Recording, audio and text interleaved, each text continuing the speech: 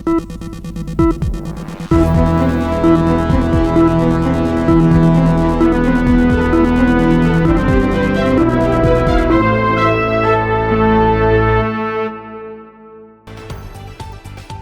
उत्तर प्रदेश की राजनीति में एक नई सियासी हलचल होने वाली है? उपचुनाव की तैयारी में जुटी समाजवादी पार्टी और कांग्रेस के बीच खींचातानी अब सीधे गठबंधन पर सवाल खड़े कर रही है। सीटों के बंटवारे को लेकर इन दोनों दिग्गज दलों के बीच दरारें उभरने लगी है। क्या उपचुनाव गठबंधन की नींव को हिला सकता है? आइए जानते हैं इस पूरे घटनाक्रम को विस्तार से।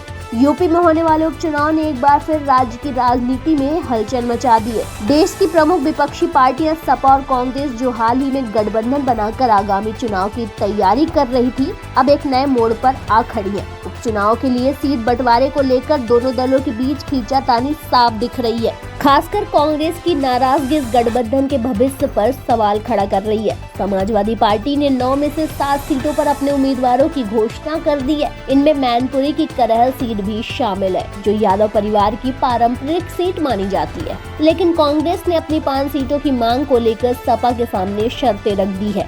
पार्टी का मानना है कि वह यूपी में बिना मजबूत उपस्थिति के इस चुनाव में नहीं उतर सकती, खासकर जब हरियाणा में हाल ही में पार्टी को निराशाजनक प्रदर्शन का सामना करना पड़ा हो और कांग्रेस को केवल 2 सीटें गाजियाबाद और खैर की पेश की गई है, जो पार्टी को मंजूर नहीं है। कांग्रेस के सूत्रों का कहना है कि वो किसी भी हालात में 5 सीटों से कम पर समझौता नहीं करेंगे। वहीं सपा का मानना है कि कांग्रेस की मांगे यूपी की राजनीतिक विरासत से मेल नहीं खाती, क्योंकि पार्टी की उपस्थिति वहां कमजोर है। समाजवादी पार्टी के सूत्रों ने साफ किया है कि अगर कांग्रेस जल्द कोई फैसला नहीं लेती तो सपा बची हुई सीटों पर भी अपने उम्मीदवार खड़े कर देगी। यह स्थिति गठबंधन के भविष्य के लिए एक चुनौती बनती दिख रही है। अखिलेश यादव ने अभी तक सार्वजनिक रूप से इस मुद्दे पर कुछ नहीं कहा है, लेकिन सपा के अंदरूनी सूत्रों का मानना है कि कांग्रेस की रणनीति से नाराजगी बढ़ रही है। अब आगे देखना होगा कि अखिलेश यादव और कांग्रेस हाईकमान के बीच यह सहमति बनती है। अगर बातचीत सफल नहीं हुई तो यह उपचुनाव इंडिया गठबंधन के लिए बड़ा झटका साबित हो सकता है और कांग्रेस और सपा के बीच मतभेद इस बात का संकेत है कि यूपी में गठबंधन की स्थिति अब उतनी मजबूत नहीं रही जितनी हाल ही में इंडिया गठबंधन की घोषणा के समय थी।